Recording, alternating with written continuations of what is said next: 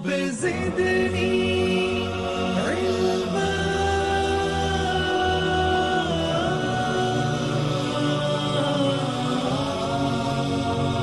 رب زدني علما.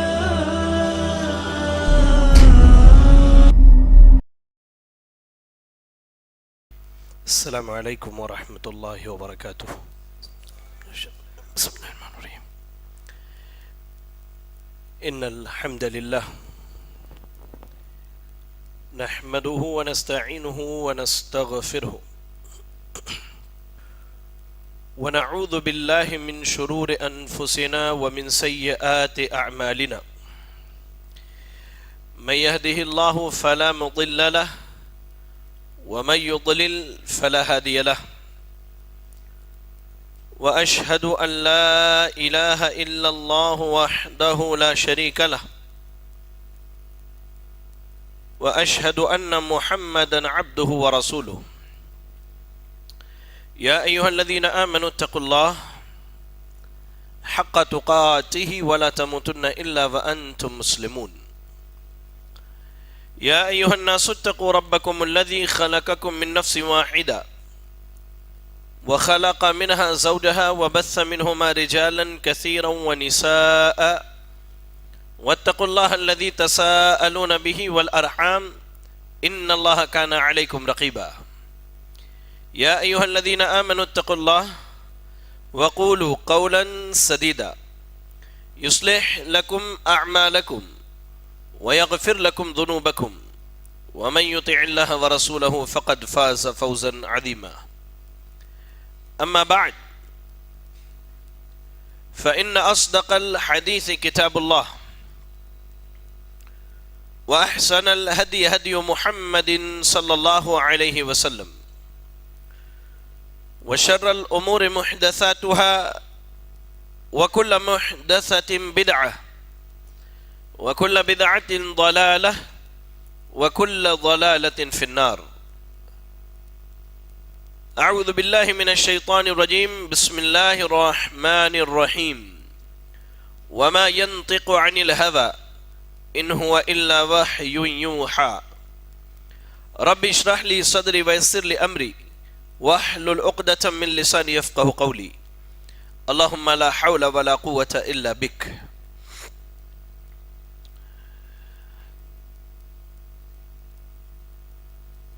محترم و مکرم ابو ہریرہ ایجوکیشن سینٹر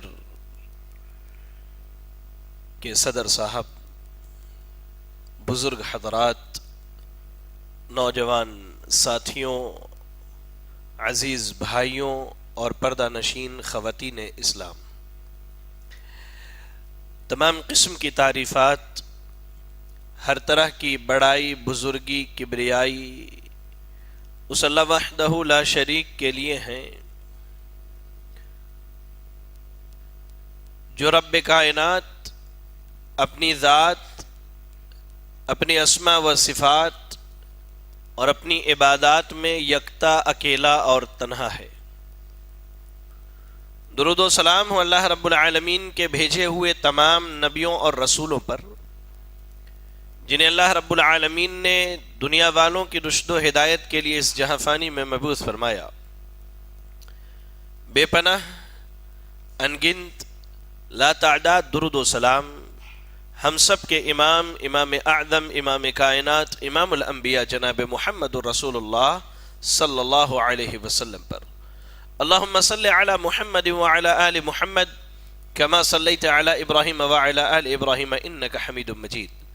اللہم بارک علی محمد وعلی آل محمد کما بارکت علی ابراہیم وعلی آل ابراہیم انک حمید مجید۔ برادران اسلام، آپ کی مسجد، مسجد رحیم خان میں آج ہفتہ واری پروگرام کی مناسبت سے ہم سب یہاں اکٹھا ہوئے ہیں۔ اللہ رب العالمین سے دعا کریں کہ اللہ تعالی ہم سب کا یہاں اکٹھا ہونا قبول فرما لے۔ الہ العالمین جس طرح ہمیں یہاں اکٹھا فرمایا، بروز قیامت نبی اکرم صلی اللہ علیہ وسلم کے ساتھ جنت الفردوس میں اکٹھا فرمانا، آمین۔ سامعین اکرام، جیسا کہ ہمارے بھائی منہاج صاحب نے آج کے درس کے عنوان کے متعلق آپ سب کو بتلایا، مقام سنت اور فتنہ انکار حدیث، وقت کا انتہائی حساس موضوع ہے۔ ہم اور آپ اگر شہر حیدرآباد کی بات کریں یا اس شہر کے باہر ملکی پیمانے پر یا عالمی پیمانے پر نظر دوڑائیں تو بے شمار ایسے نظریات اور افکار کے لوگ ملیں گے جو یا تو سنت کے بعض حصوں کو مانتے ہیں اور جو ان کے عقل کے خلاف ہے اس کا انکار کر دیتے ہیں، یا بالکلی طور پر احادیث رسول یا سنت نبویہ صلی اللہ علیہ وسلم کو مانتے ہی نہیں۔ انہوں نے اپنا اعتقاد، اپنا نظریہ یہ بنا رکھا ہے کہ ہمارے لیے قرآن کافی ہے۔ لہذا ان فتنوں کے سد باب اور ان سے مقابلے کے لیے آج کچھ بنیادی نقطے میں آپ کے سامنے بیان کرنا چاہتا ہوں۔ اللہ سے دعا ہے کہ اللہ رب العالمین مجھے حق کہنے اور ہم سب کو حق سن کر عمل کرنے کی توفیق عطا فرمائے، آمین۔ برادران اسلام، مقام سنت اور فتنہ انکار حدیث، سنت کا مقام کیا ہے پہلے یہ جان لیتے ہیں ہم۔ سنت کے مقام کے جاننے سے پہلے سنت کی تعریف جان لینا ہمارے لیے ضروری ہے۔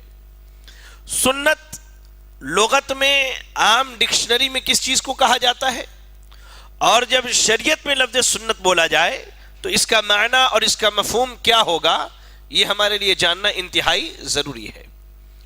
سنت لغوی اعتبار سے طریقہ اور راستہ کے معنی میں استعمال ہوتا ہے۔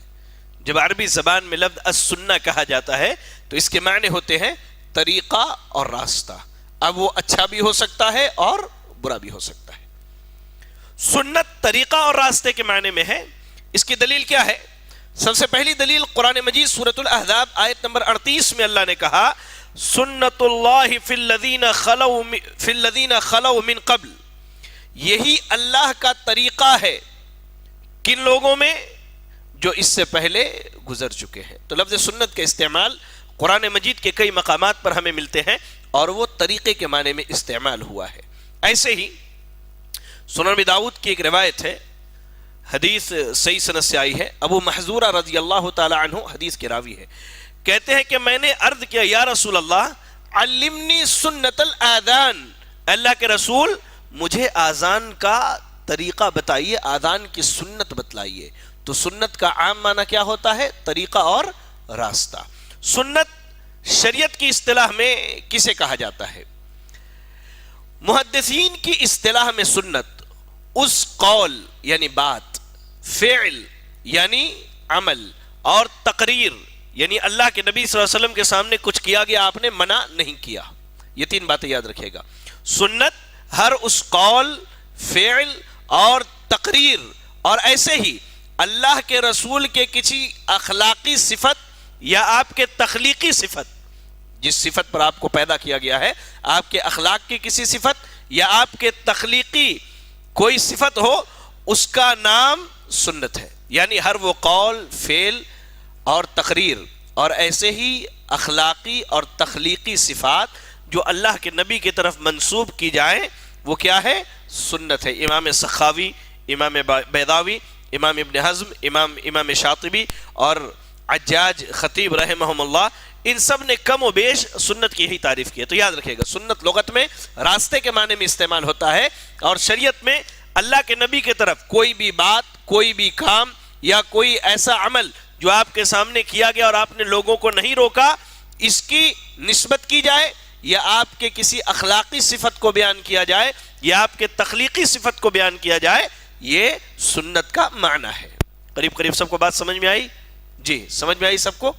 اب آئیے، سنت کے معنی کو جاننے کے بعد اب ہم سنت کے مقام کو جانتے ہیں اور میں چاہوں گا کہ آپ بالکل میری طرف توجہ رکھیں. انتہائی اہم باتیں ہیں میرے بھائی. سنت کا مقام کیا ہے؟ ہم جس شریعت کو ماننے والے ہیں اس شریعت کا نام کیا ہے؟ جی ہماری دین کا نام کیا ہے؟ اسلام. دین اسلام یہ اللہ کی طرف سے نازل کردہ شریعت ہے. کس کی طرف سے؟ اللہ کی طرف سے. اور اس شریعت کی شریعت سازی بھی، یعنی شریعت کس نے بنائی ہے؟ اللہ رب العالمین نے بنائی ہے. شریعت اسلامیہ کی بنیاد اللہ رب العالمین کی وحی پر ہے. اللہ رب العالمین کی وحی پر ہے، یہ یاد رکھے گا. اب سنت یہ اللہ کی وحی کی قسموں میں سے ایک قسم ہے. شریعت میں جو باتیں قبول کی جاتی ہیں یا جو دلائل لیے جاتے ہیں وہ یا تو قرآن سے لی جاتی ہے یا حدیث سے لی جاتی ہے. تو سنت شریعت اسلامیہ میں دلائل لیے جانے میں دوسری نمبر پر آتا ہے. کتنی نمبر پر؟ دوسری نمبر پر. یاد رکھیے گا یہ نمبر صرف تعداد میں ہے، ورنہ حدیث بالکل صحیح سند سے اگر ثابت ہو جائے تو یہ دلیل میں قرآن مجید کی آیت کے بالمقابل ہے. جو میں نے آپ کو بتلائی یہ ترتیب ہے. یہ کیا ہے؟ معذرت، یہ عدد ہے، ترتیب نہیں ہے. اگر صحیح حدیث صحیح سند سے آ جائے تو وہ دلیل میں قرآن مجید کی آیت کے مشابہ ہوگی. کیوں؟ کیونکہ اللہ کے نبی صلی اللہ علیہ وسلم شریعت کے بارے میں اپنی مرضی سے کچھ نہیں کہا کرتے تھے. میں نے خطبہ مسنونہ کے بعد سورہ نجم کی ابتدائی آیتیں پڑھی. اللہ نے کہا وَمَا يَنْتِقُ عَنِ الْهَوَىٰ إِنْ هُوَ إِلَّا وَحْيٌ يُوحَىٰ کہ نبی صلی اللہ علیہ وسلم اپنی مرضی سے کچھ نہیں کہتے، ہاں اللہ کی طرف سے جو وحی آتی وہی آپ کہا کرتے ہیں. تو سنت جو ہے شریعت میں دلیل لیے جانے میں دوسری نمبر پر ہے، یاد رکھیے گا. لیکن کیا ہے؟ ترتیب میں دوسرے نمبر پر نہیں ہے، بلکہ جتنی حیثیت قرآن مجید کی آیات کو ہے دلیل کے لیے، احکامات کے ثابت کرنے کے لیے، اتنی ہی حیثیت سنت کی ہے، اتنی ہی حیثیت سنت کا مقام ہے. اب آئیے، قرآن مجید نے ہمیں اور آپ کو سنت کی اتباع کا حکم دیا ہے. دلیل کیا ہے اس کی؟ سورۃ الحشر کی تلاوت کریں. آیت نمبر 7 میں اللہ تعالیٰ نے کہا وَمَا آتَاكُمُ الرَّسُولُ فَخُذُوهُ وَمَا نَهَاكُمْ عَنْهُ فَانْتَهُوا کہ رسول جو کچھ بھی تمہیں دے اسے لے لو، اور رسول جس چیز سے روک دے اس سے رک جاؤ. اس سے کیا کرو؟ رک جاؤ. تو قرآن نے ہمیں حکم دیا ہے سنت پر عمل کرنے کا. اس کی بڑی بہترین ایک دلیل ہے، حدیث بڑی مشہور ہے. عبداللہ ابن مسعود رضی اللہ تعالی عنہ نے ایسی عورتوں پر لعنت بھیجی جو عورتیں گودنا گدواتی ہیں، جو عورتیں آئیبرو اور پلک کے بال اکھیڑتی ہیں، جو عورتیں دانتوں کے درمیان خوبصورتی کے لیے فاصلہ پیدا کرتی ہیں. یہ بات ایک عورت کو پہنچی. یہ بات کس کو پہنچی؟ ایک عورت کو پہنچی کہ عبداللہ ابن مسعود نے ایسی عورتوں پر لعنت کی ہے.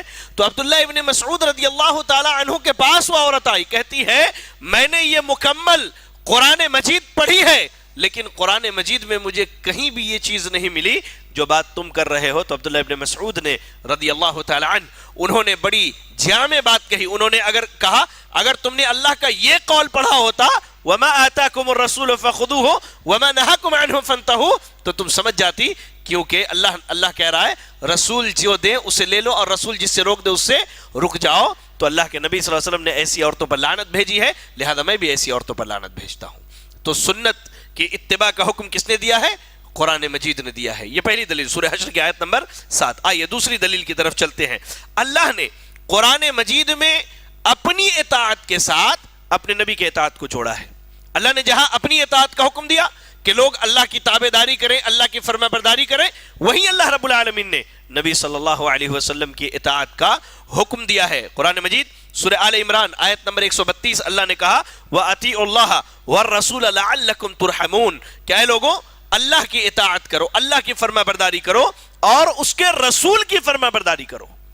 اللہ کی فرما برداری کرو اور اس کے رسول کی فرما برداری کرو. لَعَلَّكُمْ تُرْحَمُونَ ہاں قریب ہے کہ تمہارے اوپر رحم کیا جائے. تو اللہ نے یہاں جہاں اپنی اطاعت کا حکم دیا وہیں رسول کی اطاعت کا حکم دیا. تو قرآن ہمیں یہ حکم دیتا ہے کہ ہم سنت کی اتباع کریں, سنت کی اطاعت کریں. اللہ اکبر. اور آگے آئیے, اللہ نے تمام اہل ایمان کو اس بات کا حکم دیا ہے کہ جب نبی صلی اللہ علیہ وسلم کسی چیز کی طرف بلائیں تو بلا چوں چرا اپنی قدموں کو اٹھائیں اور اس طرف بڑھ جائیں. قرآن نے اس بات کا ہمیں حکم دیا ہے کہ جب رسول بلائیں تو رسول کے بلانے پر جواب دینا ہے. اللہ اکبر.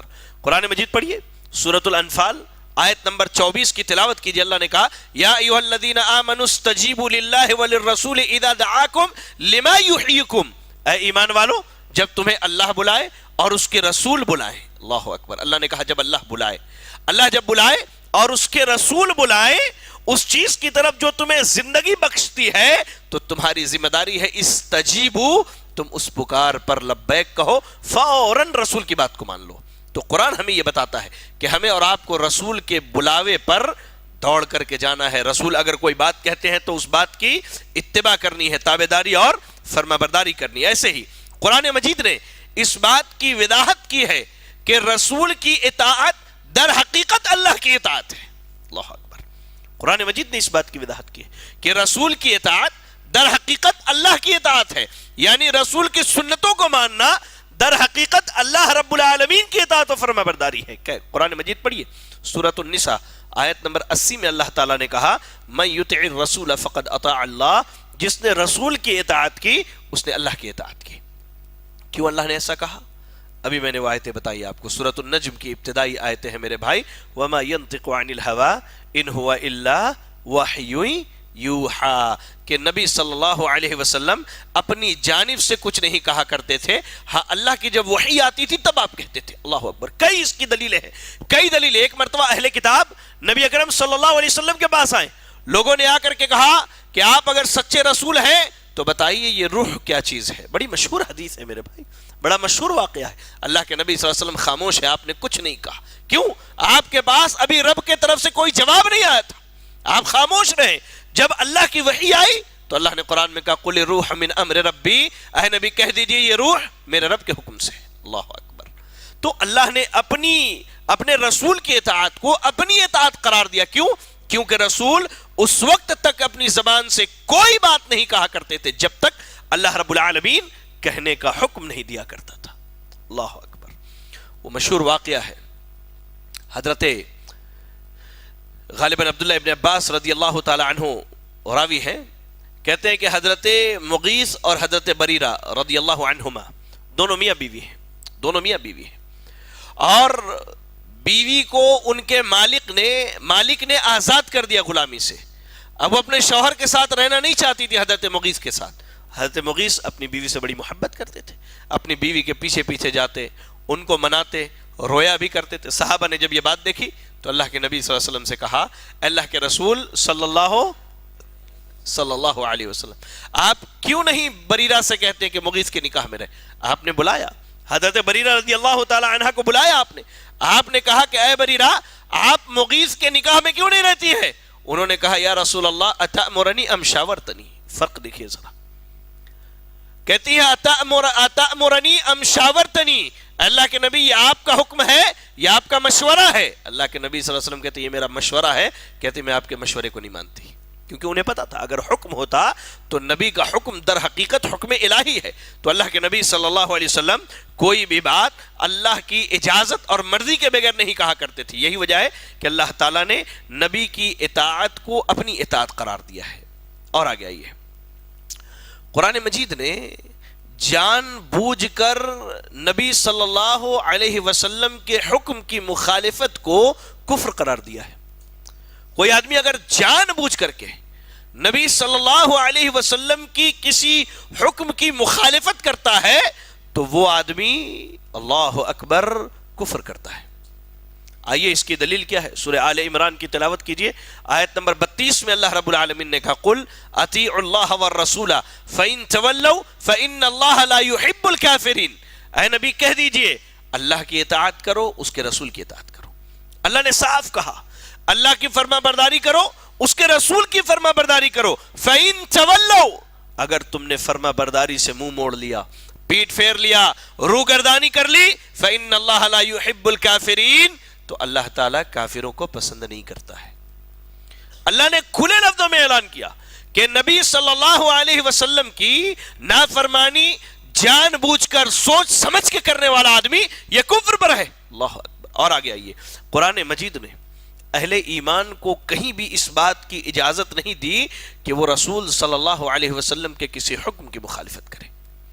کہیں بھی قرآن مجید نے اہل ایمان کو اس بات کی اجازت دی ہی نہیں ہے کہ وہ نبی صلی اللہ علیہ وسلم کی کسی سنت کی مخالفت کرے. اللہ اکبر. قرآن پڑھیے, سورۃ الاحزاب کی تلاوت کیجئے, آیت نمبر 36 میں اللہ تعالیٰ نے بڑے واضح لفظوں میں کہا وَمَا كَانَ لِمُؤْمِنٍ وَلَا مُؤْمِنَةٍ إِذَا قَضَى اللَّهُ وَرَسُولُهُ أَمْرًا أَن يَكُونَ لَهُمُ الْخِيَرَةُ مِنْ أَمْرِهِمْ وَمَن يَعْصِ اللَّهَ وَرَسُولَهُ فَقَدْ ضَلَّ ضَلَالًا مُبِينًا. اللہ نے کہا کسی مومن مرد اور مومنہ عورت, اللہ نے واضح کر دیا کسی مومن مرد کے لیے جائز نہیں اور کسی مومنہ عورت کے لیے یہ جائز نہیں کہ جب اللہ اور اس کے رسول کسی معاملے میں فیصلہ کر دیں تو اب ان کو کوئی اختیار باقی ہو, نہیں ہم یہ چھوڑ دیتے ہیں, اس کو نہیں قبول کرتے. اللہ نے کہا ایسا کچھ بھی نہیں ہے.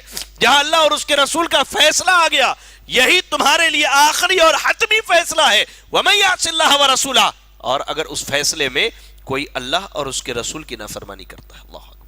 اللہ نے بڑے واضح لفظوں میں کہا کہ کوئی بھی آدمی اگر اللہ اور اس کے رسول کے فیصلے میں ان کی نافرمانی کرتا ہے فقد ضل ضلالا مبینا وہ بہت دور کی گمراہی میں جا پڑا ہوا ہے. اللہ اکبر. اس لیے میرے بھائیوں یہ سنت کا مقام ہے کہ اللہ کے رسول صلی اللہ علیہ وسلم کے کسی بھی سنت کی مخالفت نہیں کرنی چاہیے, مخالفت نہیں کرنی چاہیے. اللہ اکبر. اور آگے آئیے, ہمارے درمیان جو اختلافات ہوتے ہیں ان اختلافات میں فیصلے کا حق اللہ نے صرف اپنے رسول کو دیا ہے. یہ ہے سنت کا مقام کہ جب انسان کے آپسی معاملات چاہے اس کا تعلق اس کی عبادت سے ہو, اس کے عقیدے سے ہو, اس کے معاملات سے ہو, اگر اس میں اختلاف ہو جائے تو قرآن نے اگر کسی کو حاکم بنایا ہے تو نبی اکرم صلی اللہ علیہ وسلم کو حاکم بنایا ہے. میری اپنی بات نہیں. سورۃ النساء کی تلاوت کیجئے, آیت نمبر 65 میں اللہ نے کہا فَلَا وَرَبِّكَ لَا يُؤْمِنُونَ حَتَّى يُحَكِّمُوكَ فِي مَا شَجَرَ بَيْنَهُمْ ثُمَّ لَا يَجِدُوا فِي أَنفُسِهِمْ حَرَجًا مِّمَّا قَضَيْتَ وَيُسَلِّمُوا تَسْلِيمًا. اے نبی آپ کے رب کی قسم ہے یہ اس وقت تک ایمان والے نہیں ہو سکتے جب تک اپنے آپس کے اختلاف میں آپ کو حاکم نہیں مان لیتے.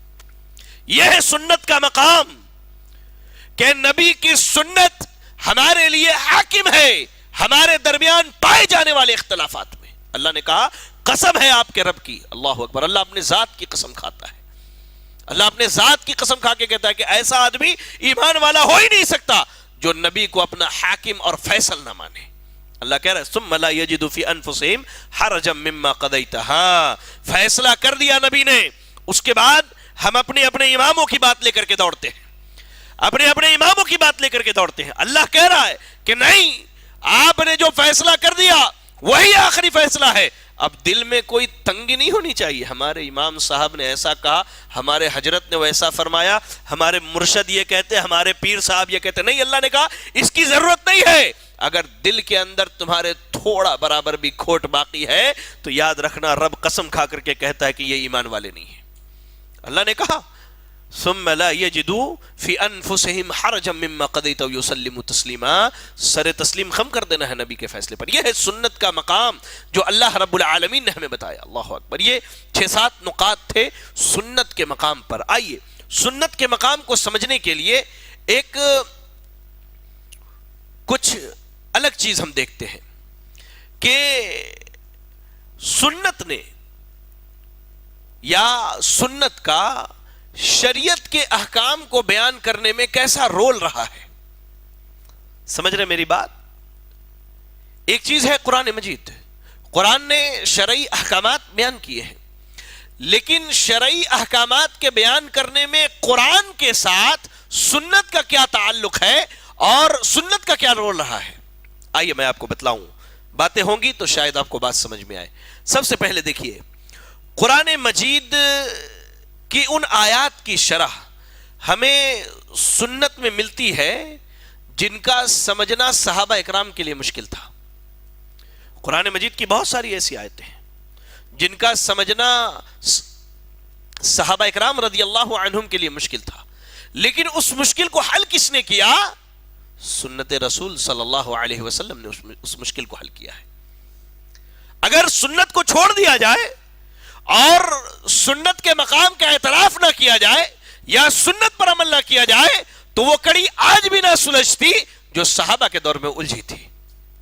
میں آپ کو بتلاؤں، اللہ اکبر، اللہ نے نبی صلی اللہ علیہ وسلم کے عہدے اور منصب کو بیان کرتے ہوئے کہا وَأَنزَلْنَا إِلَيْكَ الذِّكْرَ لِتُبَيِّنَ لِلنَّاسِ مَا نُزِّلَ إِلَيْهِمْ، اے نبی ہم نے آپ کی طرف اس ذکر کو نازل کیا ہے تاکہ آپ لوگوں کو یہ بتائیں ان کی طرف کیا نازل کیا گیا ہے۔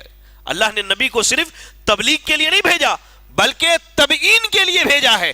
تبلیغ تو آپ کی ذمہ داری ہے، لیکن قرآن کی تبیین، اس کی شرح، اس کی تفسیر اور اس کے معنی اور مفہوم کو سمجھانا بھی یہ نبی کی ذمہ داری ہے۔ یہ نبی کی ذمہ داری ہے صلی اللہ علیہ وسلم۔ آئیے میں آپ کو چند مثالیں دیتا ہوں۔ بسا اوقات ایک لفظ کے کئی معنی ہوتے ہیں، کئی معنی ہوتے ہیں۔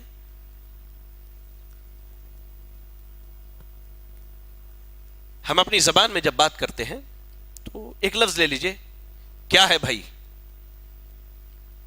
یہ لفظ کئی معنوں میں استعمال ہوتا ہے، لیکن یہ فرق کیسے کرتے ہیں؟ جو زبان کو جاننے والے ہیں، جو زبان کو جانے، کیا ہے بھائی؟ یہ تعجب ہے، کیا ہے بھائی؟ یہ الفاظ، یہ طریقہ، یہ زبان جاننے والا زیادہ جانتا ہے۔ صحابہ اکرام کو جب اس قسم کی مشکلات آئیں، ایک لفظ کے کئی معنی ہونے کی وجہ سے، تو اس مشکل کو قرآن مجید کے اس الجھن کو کس نے دور کیا؟ سنت رسول صلی اللہ علیہ وسلم نے۔ کیا تھا مسئلہ؟ عبداللہ ابن مسعود رضی اللہ تعالی عنہ کہتے ہیں کہ جب یہ آیت کریمہ نازل ہوئی الذین آمنوا ولم یلبسوا بإیمانہم ظلم، الذین آمنوا ولم یلبسوا بظلم، اللہ رب العالمین نے کہا الذین آمنوا ولم یلبسوا ایمانہم بظلم اولئک لہم الامن وہم مہتدون۔ اللہ نے کہا کہ جو لوگ ایمان لائے اور اپنے ایمان میں ظلم کو نہیں ملایا، ایمان لانے کے بعد ظلم نہیں کیا، ان کے لیے امن ہے، یہی ہدایت یافتہ ہے۔ سورہ انعام کی آیت نمبر 82 ہے۔ جب یہ آیت نازل ہوئی تو صحابہ بے چین ہو گئے، یا اللہ، ایمان لانے کے بعد ظلم نہیں کیا؟ ہم میں سے تو ہر آدمی اپنے نفس پر ظلم کرتا ہے۔ سارے لوگ پریشان ہو گئے۔ جب آیت کا معنی سمجھ میں نہیں ہے، کہاں دوڑے؟ نبی صلی اللہ علیہ وسلم کے پاس آیا کہ کہتے اللہ کے رسول ایونا لم یظلم نفسہ، ہم میں سے کون ہے جو اپنے نفس پر ظلم نہیں کرتا ہے؟ اللہ کے نبی صلی اللہ علیہ وسلم نے کہا جو تم سمجھ رہے ہو وہ معنی نہیں ہے، سورہ لقمان کی آیتوں کی تلاوت کرو۔ کیا تم نے نہیں سنا لقمان اپنے بیٹے کو نصیحت کرتے ہوئے کہتے ہیں یا بنی لا تشرک باللہ ان الشرک لظلم عظیم، اے میرے بیٹے تم شرک نہ کرنا، بے شک شرک سب سے بڑا ظلم ہے۔ تو آیت کا معنی کیا بنا؟ ایمان لانے کے بعد شرک نہیں کرنے والا امن میں ہدایت پر ہے، لیکن اس کی وضاحت کس نے کی؟ سنت نے وضاحت کی ہے۔ سنت کا مقام کہ قرآن مجید کے اندر جب کسی آیت کے یا لفظ کے کئی معنی ہو تو اس کی وضاحت ہمیں کہاں ملتی ہے؟ سنت کے اندر ملتی ہے۔ اور آگے آئیے، ایک اور قصہ بڑا مشہور ہے حضرت عدی بن حاتم رضی اللہ تعالی عنہ کا۔ جب سحری کے تعلق سے سورۃ البقرہ کی آیت نمبر 187 نازل ہوئی، اللہ نے کہا کہ کلوا واشربوا حتى يتبين لكم الخيط الابيض من الخيط الاسود من الفجر ثم اتموا الصيام الى الليل، کہ کھاؤ پیو یہاں تک کہ کالا دھاگا سفید دھاگے سے، معذرت، سفید دھاگا کالے دھاگے سے واضح ہو جائے فجر سے۔ اب آیت کا مفہوم صحابہ کو سمجھ میں نہیں آیا۔ عدی بن حاتم رضی اللہ تعالیٰ نے خود اپنا معاملہ کہتے کہ میں نے ایک سفید دھاگا لیا اور ایک کالا دھاگا لیا، تکیے کے نیچے رکھ کر کے سو گیا، معاملہ حل نہیں۔ صبح کو نبی صلی اللہ علیہ وسلم کے پاس پہنچتے ہیں، صحیح بخاری صحیح مسلم کی روایت ہے، اللہ اکبر، صحیح بخاری صحیح مسلم کی روایت ہے، کہتے ہیں میں نبی صلی اللہ علیہ وسلم کے پاس آیا، آ کے ماجرا سنایا تو اللہ کے نبی صلی اللہ علیہ وسلم نے کہا کہ عدی معاملہ وہ نہیں ہے جو آپ سمجھ رہے، معاملہ یہ ہے کہ یہاں اللہ نے کہا ہے کہ رات یہ صبح کاذب، یعنی جو صبح کے وقت تاریکی رہتی ہے وہ تاریکی صبح صادق سے جب دور ہو جائے تو کھانا پینا چھوڑ دینا ہے۔ سحری کا وقت کب ہے؟ جب صبح روشن ہو جائے سحری کھانا بند کر دینا ہے۔ تو اس کی تفصیل، اس آیت کی تفصیل، یا جب معنی لفظ کا معنی صحابہ کے سمجھ میں نہ آیا تو کس نے اس کی وضاحت کی؟ سنت نے وضاحت کی۔ اور آگے آئیے، کئی مثالیں ہیں۔ میں آپ کو بتاؤں، بسا اوقات قرآن مجید میں ایک حکم عام ہوتا ہے، بالکل ایک حکم کیا ہوتا ہے میرے بھائی؟ عام ہوتا ہے، لیکن سنت یہ بتلاتی ہے کہ اس عام حکم میں کچھ چیزیں خاص ہیں۔ غور سے سنیے گا، سنت کا یہ مقام شاید آپ کو سمجھ میں آ جائے انشاءاللہ۔ قرآن میں ایک حکم آیا جو بالکل عام ہے، لیکن سنت یہ بتاتی ہے کہ نہیں، اس عام حکم میں بھی کچھ چیزیں خاص ہیں، اور وہ بھی اللہ کی طرف سے۔ کیوں؟ سنت یہ وحی کے بنیاد پر ہے۔ آئیے میں آپ کو مثال دیتا ہوں، تب آپ بات سمجھیں گے۔ سورۃ المائدہ کی آپ تلاوت کریں، اللہ تعالیٰ قرآن میں کہتا ہے حرمت علیکم المیتۃ، تمہارے اوپر مردار حرام ہے۔ کیا ہے مردار؟ حرام ہے۔ کیا حرام ہے؟ مردار یعنی مرا ہوا چیز حرام ہے۔ اب سوال یہ ہے کہ اللہ نے کہا کہ مردار حرام ہے، یہ عام حکم ہے، لیکن آپ مری ہوئی مچھلی کھاتے ہیں، اس کی دلیل کہاں ہے؟ آپ مری ہوئی مچھلی کھاتے ہیں، اس کی دلیل کہاں ہے؟ آپ پوری قرآن مجید کی تلاوت کر لیجئے، ایک آیت کریمہ ایسی نہیں ملے گی کہ آپ مری ہوئی مچھلی کو حلال کر لیں اپنے لیے۔ اللہ اکبر۔ سنت کا یہ مقام ہے کہ اس عام حکم میں حرمت علیکم المیتۃ، تمہارے اوپر مردار حرام ہے، اس عام حکم کو سنت خاص کرتی ہے۔ اللہ کے نبی صلی اللہ علیہ وسلم نے کہا کہ تمہارے لیے دو مردار حلال ہیں، ایک کیا ہے؟ مچھلی، اور دوسرا کیا ہے؟ ٹڈی۔ یہ حدیث سنن ابن ماجہ کی روایت ہے، اپنے تمام ترک کی بنیاد پر یہ حدیث صحیح سند سے مانی جاتی ہے۔ تو قرآن کا حکم عام تھا کہ مردار حرام ہے، لیکن حدیث نے ایک خاص حکم اس عام میں بیان کیا کہ مری ہوئی چیزوں میں مچھلی حلال ہے۔ اور آگے آئیے ایک اور مثال لیجئے۔ بسا اوقات قرآن مجید میں دو احکامات پائے جاتے ہیں، دونوں بالکل الگ الگ ہیں، ان دونوں میں اب درمیان کی صورت نکالنی ہے تو یہ صورت کہاں سے نکلے گی؟ مثال سنیے، اس کے بعد بات سمجھ میں آئے گی۔ سورہ بقرہ کی تلاوت کریں، آیت نمبر 178، قصاص کی آیت، بدلہ لینے کی آیت۔ اللہ کہتا ہے الحر بالحر والعبد بالعبد والانثى بالانثى، آزاد مرد کے بدلے آزاد مرد قتل کیا جائے گا، غلام مرد کے بدلے غلام مرد قتل کیا جائے گا، عورت کے بدلے عورت قتل کی جائے گی۔ مثال کے طور پر کسی عورت نے کسی عورت کو مار دیا، اسلامی حکومت ہے تو سزا کے طور پر اس عورت کو بھی اس کے بدلے قتل کیا جائے گا۔ کسی آزاد مرد نے کسی مرد کو مار دیا، اسلامی حکومت ہے، اس مرد کو بھی اس کے بدلے قتل کیا جائے گا۔ اور ایسے ہی کسی غلام نے کسی غلام کو مار دیا، اس کے بدلے کیا ہے؟ کسی غلام کو، جس غلام نے مارا ہے اسے قتل کیا جائے گا۔ بات سمجھیے، آزاد مرد، غلام مرد اور عورت عورت کو قتل کرے۔ سوال یہ ہے کہ عورت اگر مرد کو مار دے یا مرد عورت کو مار دے تو اس کے بدلے کس کو قتل کیا جائے گا؟ سوال یہ ہے۔ قرآن تو کہتا ہے مرد کے بدلے مرد، عورت کے بدلے عورت، لیکن عورت مرد کو مار دے اور مرد عورت کو مار دے تو اس کے بدلے کس کو قتل کیا جائے گا؟ سوال یہ ہے میرا۔ اس حکم کو سنت نے بیان کیا۔ سنن نسائی کی روایت ہے، اللہ کے نبی صلی اللہ علیہ وسلم کہتے ہیں المؤمنون تتکافأ دماؤہم، مؤمنین کا خون آپس میں برابر ہے، یعنی اگر کوئی عورت مرد کو مارتی یا مرد عورت کو مارتا ہے تو اس کے بدلے اسے قتل کیا جائے گا۔ اللہ اکبر۔ یہ ہے سنت کا مقام میرے بھائی، کہ سنت کیا ہے؟ دو حکموں کے درمیان جو ہے ایک درمیانی راستہ بیان کرتا ہے۔ اللہ اکبر۔ اتنی باتیں سب کو سمجھ میں آئی؟ جی، یہ تو سنت کے مقام کے تعلق سے تھی، باتیں اور بھی ہیں لیکن باتوں کو مزید آگے بڑھانا ہے۔ پہلا حصہ تھا ہمارا سنت کا مقام اور مرتبہ۔ دوسری چیز ہے فتنہ انکار حدیث۔ فتنہ انکار حدیث، حدیث لغت میں یہ کسی نئی چیز کے لیے استعمال ہوتا ہے یا بات اور گفتگو کے لیے لفظ حدیث استعمال ہوتا ہے۔ شریعت کی اصطلاح میں حدیث اور سنت دونوں ہم معنی ہے، دونوں کیا ہے؟ ایک ہی معنی میں استعمال ہوتے ہیں۔ فتنہ انکار حدیث، سب سے پہلے میں آپ کو بتلا دوں کہ اللہ کے نبی صلی اللہ علیہ وسلم نے قیامت کی کچھ علامتیں، کچھ نشانیاں بتلائی ہیں جن پر ایمان لانا ہم سب کے لیے کیا ہے؟ واجب ہے۔ ان نشانیوں میں ایک نشانی یہ ہے کہ ایک جماعت ایک گروہ اور کچھ لوگ ایسے ہوں گے جو میری سنتوں کا انکار کرنے والے ہوں گے. یہ قیامت کی علامات میں سے ہے. سنن نبی داؤد، جامع ترمذی، سنن ابن ماجہ کی روایت ہے. علامہ البانی رحمہ اللہ نے صحیح قرار دیا ہے.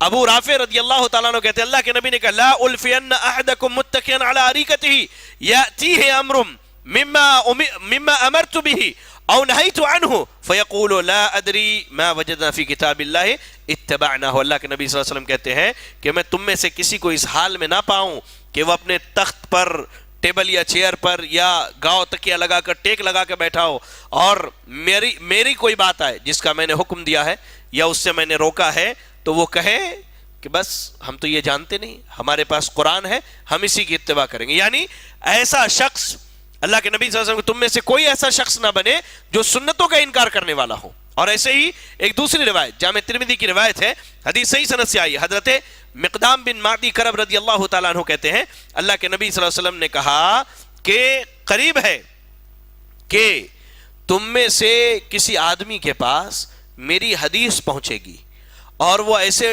ٹیک لگا کے اطمینان سے بیٹھا ہوگا.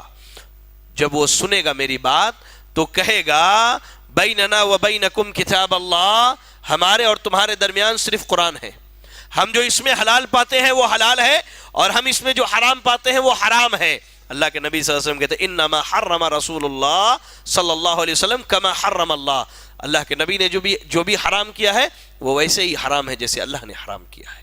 تو اللہ کے نبی صلی اللہ علیہ وسلم نے یہ پیشن گوئی کر دی. آپ نے قیامت کی علامات میں سے ایک علامت یہ بھی بتلائی کہ فتنے جب عام ہوں گے تو ان میں ایک بڑا فتنہ کیا ہوگا؟ انکار حدیث کا فتنہ ہوگا.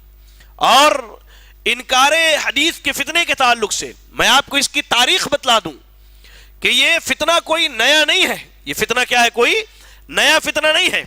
سب سے پہلے انکار حدیث ہجرت کے دوسری صدی میں پیش آیا.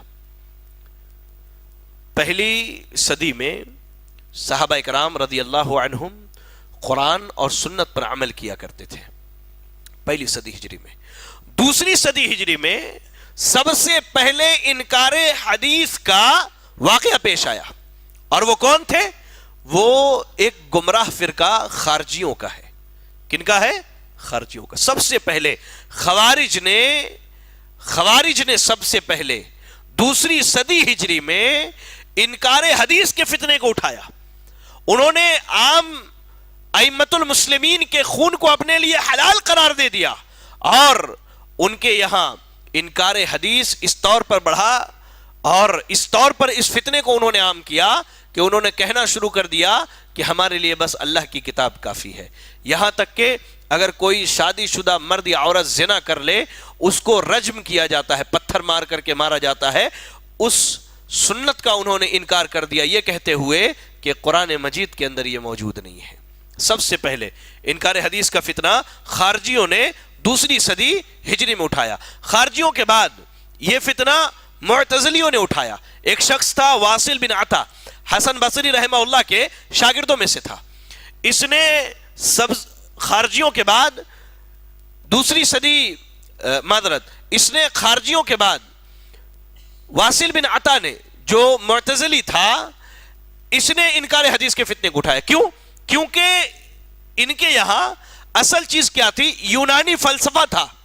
یہ یونانی فلسفہ سے بہت زیادہ متاثر تھے اور عقل کو انہوں نے بنیاد بنائی تھی تمام نظریات اور عقائد کو تولنے کے لیے. کوئی بھی کتاب و سنت کی دلیل ان کی عقل کے خلاف ہوتی اس کا وہ انکار کر دیا کرتے تھے. تو انکار حدیث کا فتنہ سب سے پہلے خوارج نے، ان کے بعد معتزلیوں نے اٹھایا. اور الحمدللہ یہ اللہ کا فضل دیکھیے کہ اللہ تعالیٰ نے ہر دور میں ایسے علماء کو پیدا کیا جنہوں نے ان فتنوں کا تعاقب کیا ہے. اس دور میں جب یہ فتنہ اٹھا، امام احمد بن حنبل رحمہ اللہ، امام شافعی رحمہ اللہ، امام بخاری رحمہ اللہ، امام ابن تیمیہ رحمہ اللہ، امام ابن قیم رحمہ اللہ، امام غزالی رحمہ اللہ، امام ابن حزم، ان کے جیسے جہابدہ بڑے اہل علم نے ان فتنوں کا تعاقب کیا اور اس فتنے کو بالکل ہی اس دور میں ختم کر دیا اور اسے پنپنے نہ دیا ان لوگوں نے. لیکن ہمارے ہندوستان میں ہند و پاک آزادی سے پہلے جب ہند و پاک ایک تھے، سب سے پہلے انکار حدیث کا فتنہ سر سید احمد خان نے اٹھایا. علی گڑھ کے سر سید احمد خان نے. بر صغیر میں انکار حدیث کا فتنہ 18ویں صدی میں سر سید احمد خان نے اٹھایا. اچھا وہ بھی پوری حدیثوں کا انکار نہیں کرتے تھے. معاملہ یہ تھا کہ ان کے عقل اور فلسفے کے خلاف جو حدیثیں آتی تھی وہ اس کا انکار کر دیا کرتے تھے، باقی حدیثوں کو مانتے اور اقرار کرتے تھے. لیکن سر سید احمد خان کے بعد ایک شخص عبداللہ چکڑالوی نامی ہے.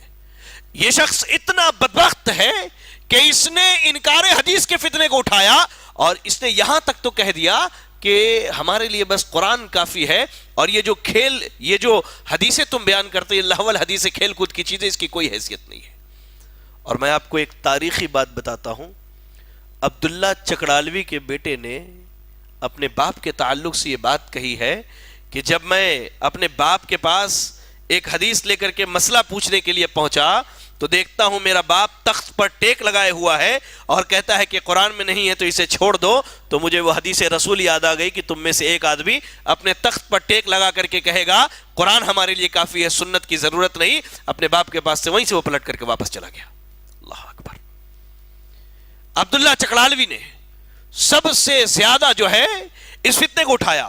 اس کے بعد یہ فتنہ مولوی احمد الدین امرتسری نے اٹھایا، اسلم جیراج پوری نے اٹھایا، اور اس کے بعد سب سے اخیر میں غلام احمد پرویز نے بالکل اس کو ایک مذہب کی شکل دے دی، ایک فرقے کی شکل دی. اس نے ایک فکر اس نے بنائی، اس کی باغ دوڑ اس نے سنبھال لی. اس کے علاوہ بھی بہت سارے لوگ ہیں. علامہ مشرقی ہے، مستری محمد رمضان گجران والا ہے، محبوب شاہ ہے، تمنا عمادی ہے، قمر الدین قمر ہے، سید عمر شاہ گجراتی ہے، خدا بخش وغیرہ. یہ بڑے بڑے لوگ ہیں جو فتنہ حدیث، فتنہ انکار حدیث میں مشہور ہوئے، اور اس دور میں آپ کو بے شمار ملیں گے. آپ یو پی کے رامپور میں چلے جائیے، عبداللہ طارق ہے، یہ منکرین حدیث میں سے ہے. آپ پاکستان کے احمد شیخ کو دیکھ لیجئے، مرزا انجینئر مرزا علی کو دیکھ لیجئے، اور کتنے ایسے لوگ آپ کو آج بھی ہمارے شہر حیدرآباد میں ملیں گے جو انکار حدیث کے فتنے میں پڑے ہوئے ہیں، جنہوں نے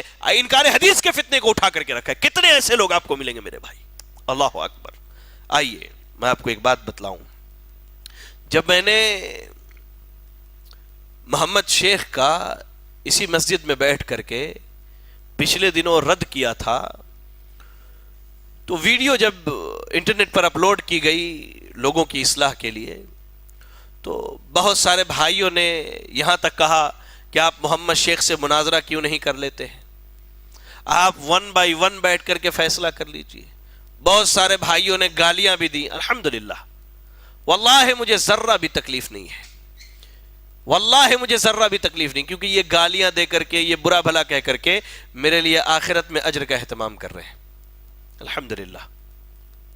ہاں مسئلہ یہ ہے کہ جب بات چلی ہے فتنہ انکار حدیث کی، تو آج کے دور میں سمجھتا ہوں محمد شیخ بھی اس فتنے کی ایک مضبوط کڑی ہے جس کا رد ہر اہل ایمان کی ذمہ داری ہے، ہر اہل ایمان کی ذمہ داری ہے. اور آج کے اس درس کے رکھنے کا مقصد یہ ہے کہ آپ کم از کم سنت کے مقام کو جانیں، اور آپ کا کبھی سامنا کسی منکر حدیث سے ہو جائے، کم از کم اس کے سامنے یہ دلائل رکھ کر کے اسے خاموش تو کرا دیں انشاءاللہ. آئیے میں آپ کو کچھ باتیں بتاؤں. محمد شیخ کے تقریباً بہت سارے ویڈیوز میں نے سنے، اور 2 باتیں میرے سامنے آئی ہیں، اور میں جانتا ہوں ان کے فالوورز بھی ہیں، وہ بھی اس چیز کو مانتے ہیں اور جانتے ہیں، خود محمد شیخ بھی جانتے ہیں. ان کے یہاں قرآن کی تفسیر کا معیار جو ہے کیا ہے؟ 2 چیزیں ہیں. کتنی چیزیں ہیں؟ ایک عقل اور دوسرا لغت. عقل سمجھتے نا عقل کے معنی؟ لغت کیا ہے؟ عربی زبان کے ڈکشنری، یعنی عربی زبان کا جان لینا کافی ہے قرآن سمجھنے کے لیے، وہ سمجھتے ہیں، اور عقل کی بنیاد پر. مثال دیتا ہوں میں آپ کو. ان کی ایک ویڈیو کلپ ہے نماز کے متعلق، تو کہتے ہیں کہ نماز کی شروعات آپ کیسے کریں گے. کھڑے ہو کر کے انہوں نے بتایا ہے کہ جب آپ کسی کے سامنے جاتے ہیں تو اس طرح ہاتھ اٹھا کر کے سیلنڈر ہو جاتے ہیں. یہ عقلی بات ہے کہ آپ ہاتھ اٹھا کے سیلنڈر ہوتے. کہتے تو اللہ کے سامنے جب آئیں گے تو سیلنڈر کرنے کے لیے ہاتھ اٹھائیں گے. اچھا آپ ادب سے کھڑے ہوتے ہیں، کہتے ایسے نہیں، اللہ اکبر. وہ آدمی سنت کا ایسا مذاق اڑاتا ہے صف بندی کے تعلق سے, وہی نماز کی ویڈیو میں کہتا ہے ہاں کوئی ایسے پیر کر لیتے, ایسے پیر ملاتے, یہ سب چیزیں. اللہ اکبر, سنت کا مذاق اڑا رہا ہے وہ آدمی وہاں کھڑے کھڑے. اللہ اکبر. مجھے حیرت ہوتی ہے علماء اہل سنت پر کہ ایسے منکرین حدیث کا یہ جواب کیوں نہیں دیتے ہیں. حیرت ہوتی ہے مجھے. وہ آدمی کہتا آپ سرنڈر ہو جاتے, اس کے بعد ہاتھ باندھ کر کے اس طرح کھڑے ہو جاتے, کچھ یہاں بھی ہاتھ باندھ لیتے. اللہ اکبر.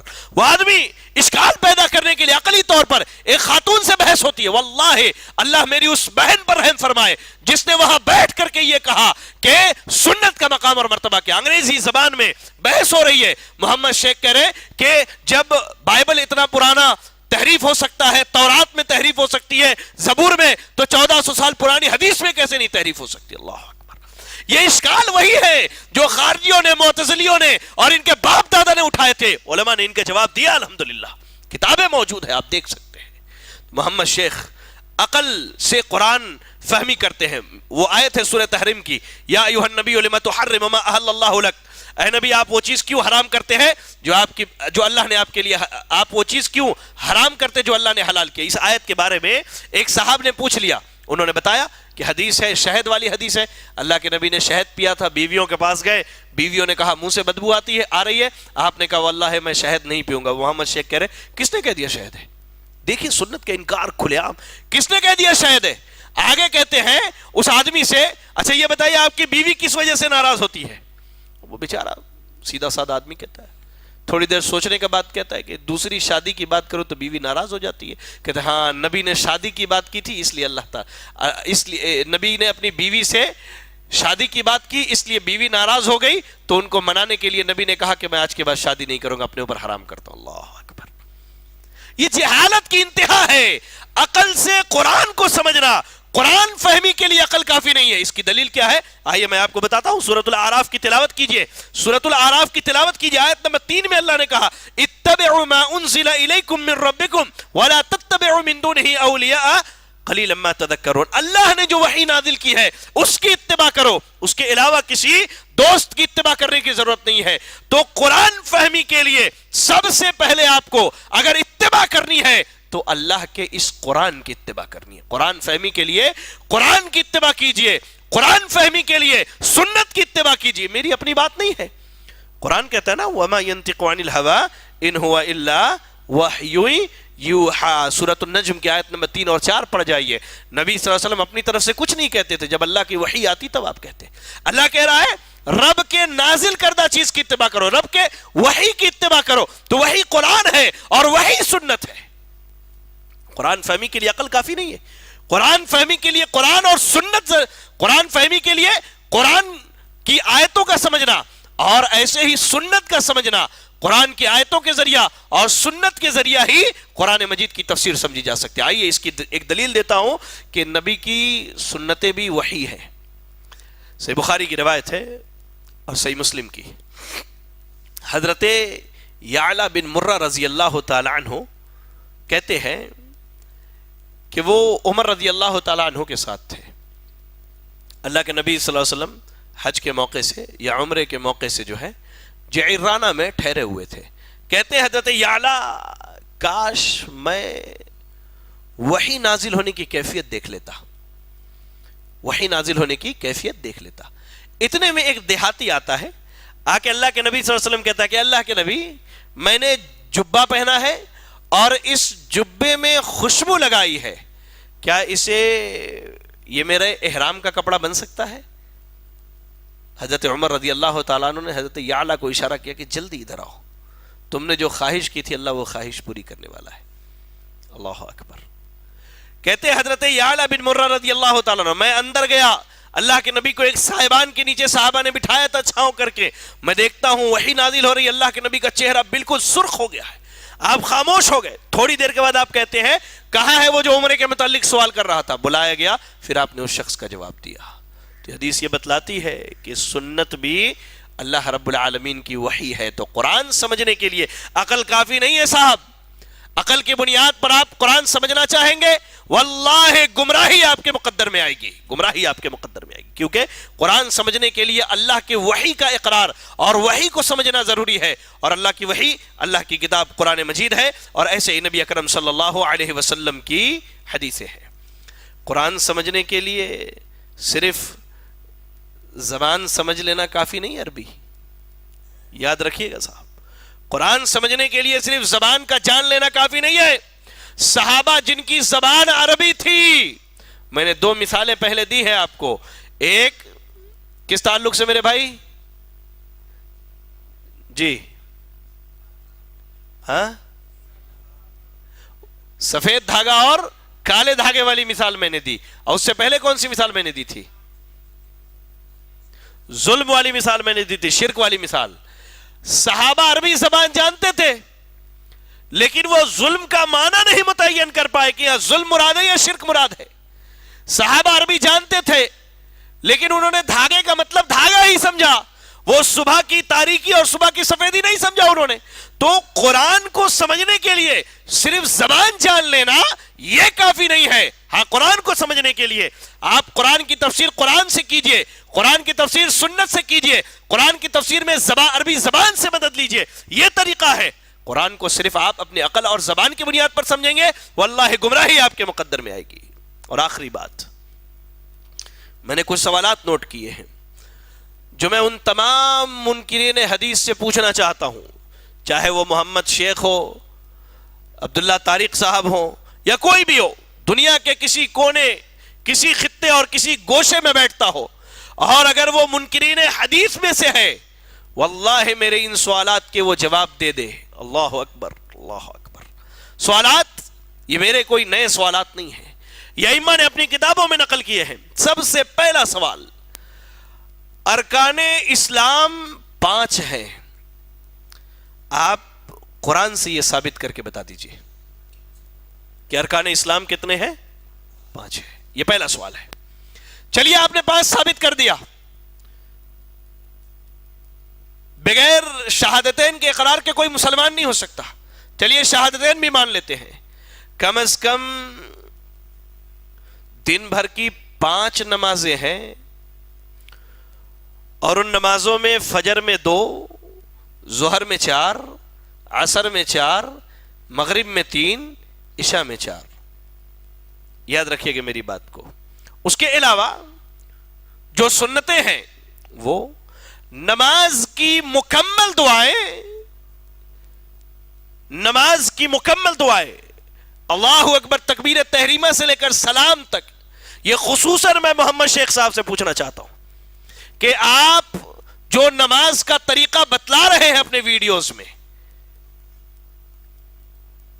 نماز جس طریقے پر آپ پڑھ کر کے ویڈیوز میں بتا رہے ہیں، آپ کے شب قدر کے پروگرامز میں جو نماز کا طریقہ دکھایا جا رہا ہے تراویح کا، آپ ذرا یہ مکمل طریقہ مجھے قرآن سے ثابت کر کے بتائیے، عقل سے نہیں۔ ہم ایرے خیرے کی عقل نہیں مانتے، ہم مانتے ہیں تو قرآن کی دلیل مانتے ہیں یا سنت کی دلیل مانتے ہیں۔ آپ مکمل 5 وقتہ نمازوں کا طریقہ قرآن مجید سے ثابت کر کے بتلا دیجیے عقل کے علاوہ۔ چلیے، ارکان اسلام میں دوسری چیز، نماز کے بعد زکوٰۃ کا مسئلہ ہے۔ قرآن کہتا ہے اقیموا الصلاۃ وآتوا الزکاۃ۔ زکوٰۃ کس سے لی جائے گی؟ کن کن مالوں میں لی جائے گی؟ کتنا لیا جائے گا؟ لے کر کے خود جیب میں ڈال لیں گے یا غریبوں میں تقسیم کریں گے؟ اچھا، غریبوں میں بھی کس کو دیا جائے گا؟ زکوٰۃ کتنے دن پر دیا جائے گا؟ ذرا آپ یہ قرآن سے ہمیں ثابت کر کے بتلا دیجئے، عقل سے نہیں صاحب، قرآن سے ثابت کر کے بتائیے۔ روزے کا مسئلہ لیجئے، فجر کے وقت سے لے کر کے مغرب کی آذان تک، سورج غروب ہونے تک انسان کو روزہ رکھنا ہے۔ روزے کی حالت میں کھانا پینا نہیں ہے، یا روزے کی جو مکمل کیفیت ہے آپ صرف قرآن سے ثابت کر کے بتا دیجئے، عقل کو چھوڑ کر کے۔ اور آگے آئیے، قرآن کہتا ہے الحج اشہر معلومات، کہ سورہ بقرہ آیت نمبر 197، حج کے کچھ مخصوص مہینے ہیں۔ میرا سوال یہ ہے کہ حج کے مہینے کون کون سے ہیں؟ یہ آپ صرف قرآن سے ثابت کر کے بتائیے۔ حج کا طریقہ احرام باندھنا طواف کرنا، عرفات میں وقوف کرنا، مشعر حرام میں وقوف کرنا، منی میں 5 دن ٹھہرنا، آپ مکمل حج کا طریقہ عقل سے نہیں صرف قرآن مجید سے ثابت کر کے بتلا دیجیے۔ اور آگے آئیے، بات یہی ختم نہیں ہوتی ہے، سورۃ الجمعہ کی آپ تلاوت کیجئے، سورۃ الجمعہ کی تلاوت کیجئے، آیت نمبر 9 میں اللہ نے کہا اذا نودی للصلاۃ من یوم الجمعۃ فاسعوا الی ذکر اللہ، جب جمعہ کے دن نماز کے لیے بلایا جائے تو تم اللہ کے ذکر کی طرف دوڑ جاؤ۔ سوال یہ ہے کہ جمعہ کے دن کب بلایا جائے گا؟ نماز کے لیے بلایا جائے، کب بلایا جائے گا؟ کیسے بلایا جائے گا؟ اگر آذان دے کے بلایا جائے گا آپ کہتے ہیں تو آذان ذرا قرآن سے ثابت کر کے ہمیں بتلائیے نا کہ آذان کا طریقہ قرآن میں کہاں ہے؟ کہاں ہے قرآن میں آذان کا طریقہ؟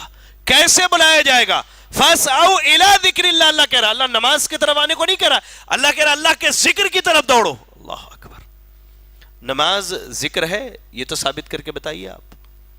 اور آگے آئیے، بات یہیں ختم نہیں ہوتی، قرآن مجید سورۃ التوبہ آیت نمبر 36 میں اللہ نے کہا ان عدت الشہور عند اللہ 12 شہرا فی کتاب اللہ یوم خلق السماوات والارض، کہ مہینوں کی تعداد اللہ کے ہاں 12 ہے، اللہ کی کتاب میں اسی دن سے ہے جس دن اللہ نے آسمان اور زمین کو پیدا کیا۔ سوال یہ ہے کہ یہ 12 مہینے کون کون سے ہیں؟ 12 مہینے کون کون سے ہیں؟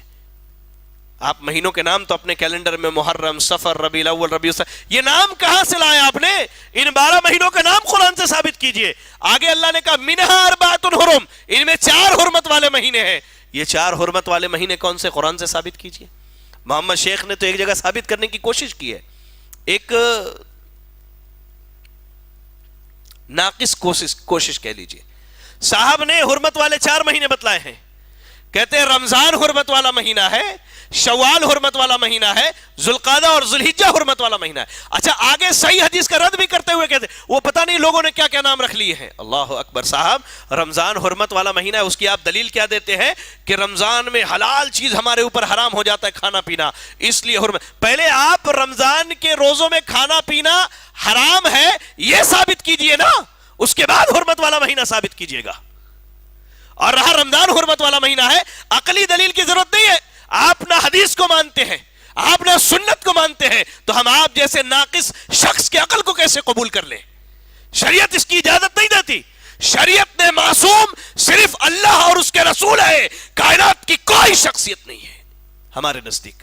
تو آپ حرمت والے 4 مہینے رمضان، شوال، ذوالقعدہ، ذوالحجہ، آپ قرآن و حدیث سے قرآن سے ثابت کر دیجئے، حدیث تو آپ مانتے نہیں ہیں، تو آپ قرآن سے یہ ثابت کر کے بتلائیں کہ حرمت والے یہ 4 مہینے ہیں اور یہی 4 مہینے حرمت والے ہیں۔ اللہ اکبر۔ اور آگے آئیے، قرآن مجید پڑھیے، سورۃ المائدہ آیت نمبر 38، اللہ نے کہا السارق والسارقۃ فاقطعوا ایدیہما، چور اور چورنی، مرد چور ہو یا عورت چورنی ہو، ان دونوں کے ہاتھ کاٹ دو۔ اللہ اکبر۔ سوال یہ ہے کہ ہاتھ کتنا کاٹیں گے؟ سوال یہ ہے ہمارا کہ آپ ہاتھ کتنا کاٹیں گے؟ ہاتھ کا اطلاق یہاں سے لے کر کے یہاں تک ہوتا ہے کہ نہیں بھائی؟ ہاتھ یہاں سے یہاں تک ہوتا ہے نا، ہاتھ کا اطلاق یہاں سے یہاں تک ہوتا ہے، آپ ہاتھ کتنا کاٹیں گے؟ اچھا سوال یہ ہے کہ چلیے ہاتھ کاٹنا ہی ہے، یہیں سے آپ کاٹ رہے ہیں اپنے قول کے مطابق یا اپنی عقل کے مطابق، کتنی چوری پر ہاتھ کاٹیں گے؟ $1 چرا لیا تو ہاتھ کاٹ لیں گے، یا $10 چرایا تو ہاتھ کاٹیں گے؟ 1 ریال، 1 روپیہ، کتنا چوری کیا اس نے؟ کتنی چوری پر آپ کو ہاتھ کاٹنا ہے یہ بتائیے مجھے۔ اچھا ایک اور سوال، ایک ہاتھ کاٹیں گے کہ دونوں کاٹیں گے؟ قرآن تو کہتا ہے کہ ان کے ہاتھ کاٹ دو، قرآن نے وضاحت نہیں کی کہ ایک ہاتھ کاٹنا ہے یا دونوں ہاتھ کاٹنا ہے۔ اب سوال یہ ہے میرا کہ آپ اس کی تفصیل مجھے قرآن سے بتائیے، اور وہ تمام لوگ جو منکرین حدیث میں سے ہیں یا جو حدیث کا انکار کرنے والے ہیں۔ ایک اس سے اور بھی خطرناک مسئلہ ہے، آدمی جب سنت کا انکار کرتا ہے نا، در حقیقت وہ قرآن کا انکار کرتا ہے، واللہ وہ قرآن کا انکار کرتا ہے۔ کیوں؟ آئیے میں آپ کو بتلاؤں، قرآن مجید کے اندر اللہ رب العالمین نے کہا حرمت علیکم امہاتکم و بناتکم، اللہ نے جن سے نکاح کرنا حرام ہے ان کی تفصیل بتائی ہے کہ تمہاری مائیں حرام ہیں، تمہاری بہنیں حرام ہیں، تمہاری بیٹیاں حرام ہیں، تمہاری بھتیجیاں حرام ہیں، تمہاری بھانجیاں حرام ہیں. اللہ نے تفصیل بتائی ہے. یہ کون؟ جو حقیقی ہے.